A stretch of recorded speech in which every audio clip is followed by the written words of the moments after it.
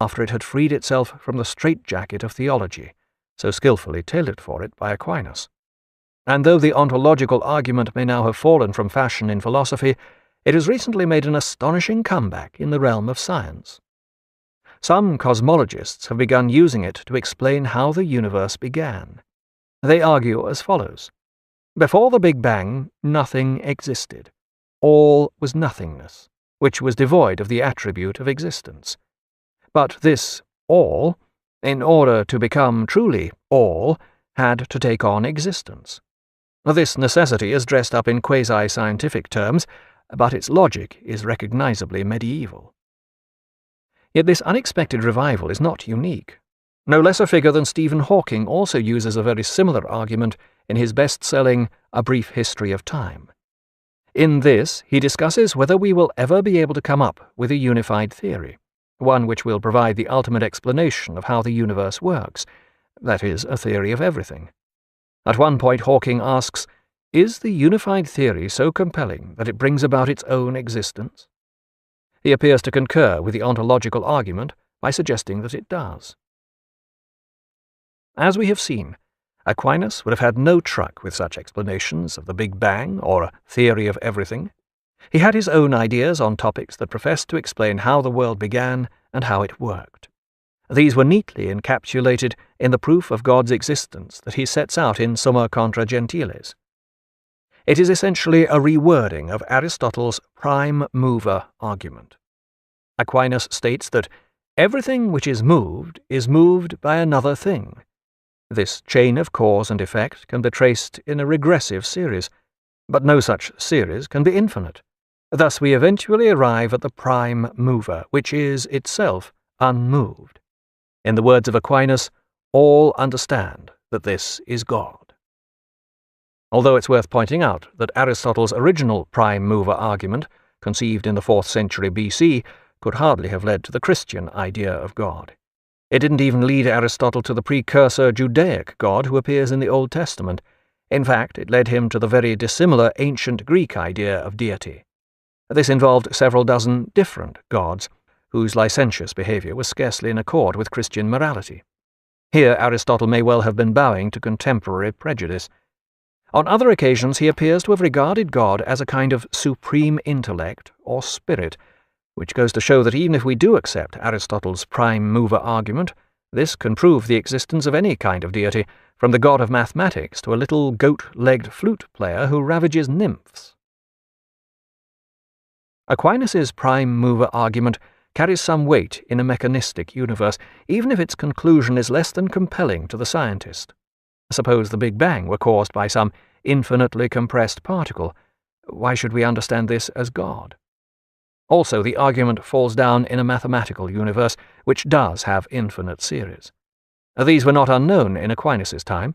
He would have known of incommensurables, such as pi, which are referred to in Euclid, whose recently translated work had done so much to kindle the medieval love of geometry.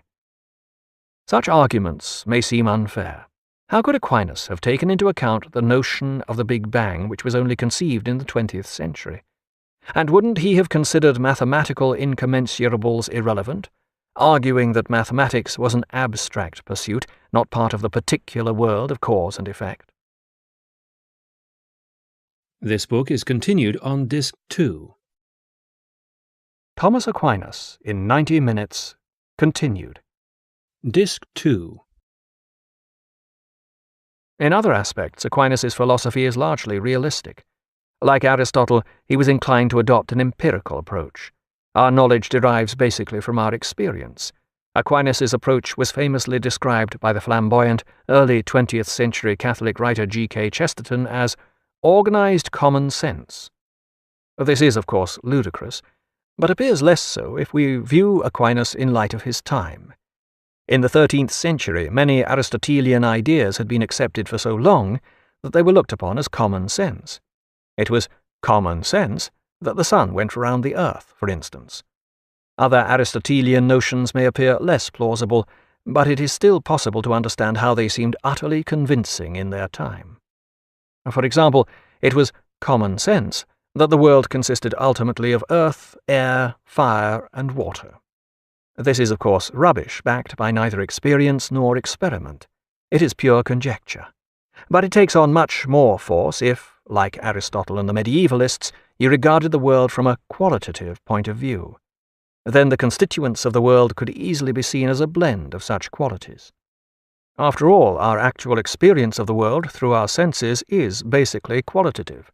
Sweet, sour, hot, cold, bright, earth, air, fire, and water are merely deductions from these premises. Such was the world view that Aquinas accepted from Aristotle, the paradigm or mindset that was characteristic of medieval philosophy. Its limitations become apparent only when compared with the mindset we have chosen to adopt. This is essentially quantitative. Instead of seeing in terms of qualities, we prefer to see in terms of measurement. This is the main reason why medieval mathematics was regarded as fundamentally abstract, whereas ours describes everything from subatomic particles to the farthest reaches of the universe. The quantitative approach, too, had its origins in ancient Greece.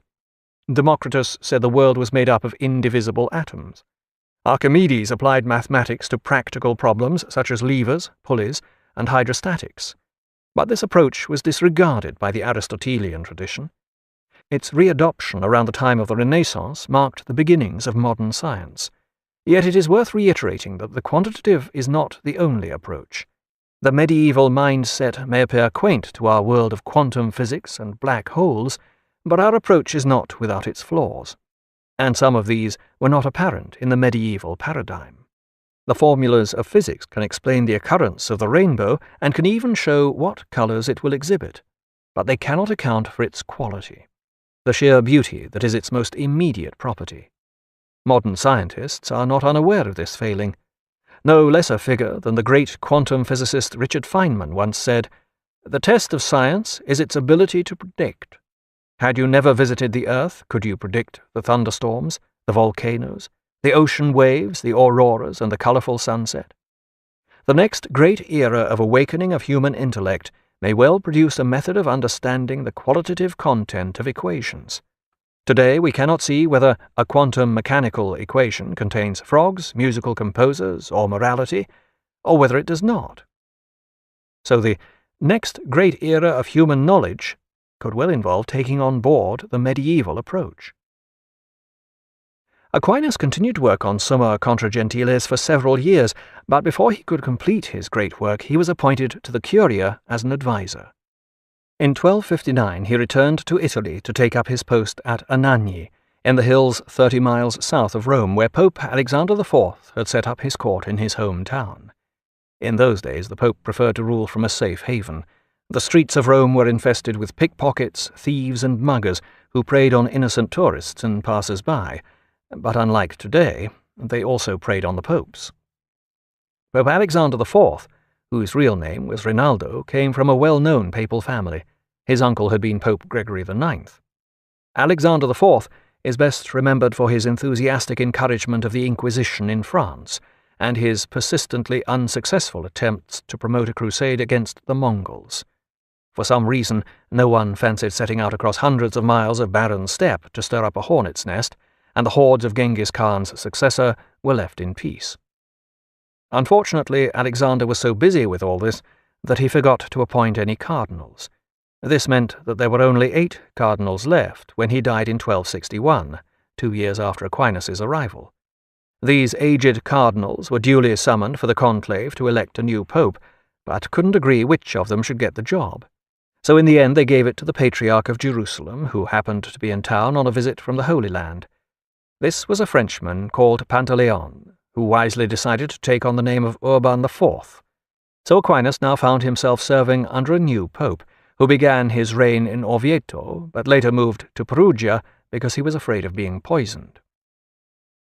During Aquinas' period with the Curia, he completed Summa Contra Gentiles, wrote commentaries on the Gospels, composed some fine hymns which demonstrate his skill as a poet, and completed commentaries on the works of Aristotle, sermons, texts, and a treatise pointing out the errors in Greek philosophy. The sheer quantity of Aquinas' works is as voluminous as that of any other major philosopher before or since, but his use of secretaries means that his style is often rather pedestrian.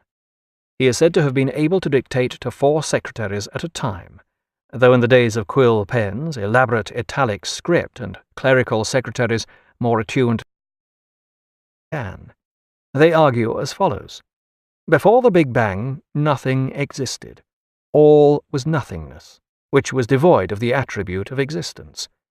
But this all, in order to become truly all, had to take on existence. This necessity is dressed up in quasi-scientific terms, but its logic is recognizably medieval. Yet this unexpected revival is not unique. No less a figure than Stephen Hawking also uses a very similar argument in his best-selling A Brief History of Time. In this, he discusses whether we will ever be able to. As we have seen, Aquinas would have had no truck with such explanations of the Big Bang or a theory of everything. He had his own ideas on topics that professed to explain how the world began and how it worked. These were neatly encapsulated in the proof of God's existence that he sets out to come up with a unified theory, one which will provide the ultimate explanation of how the universe works, that is, a theory of everything. At one point Hawking asks, is the unified theory so compelling that it brings about its own existence? He appears to concur with the ontological argument by suggesting that it does, after it had freed itself from the straitjacket of theology, so skillfully tailored for it by Aquinas. And though the ontological argument may now have fallen from fashion in philosophy, it has recently made an astonishing comeback in the realm of science. Some cosmologists have begun using it to explain how the universe began.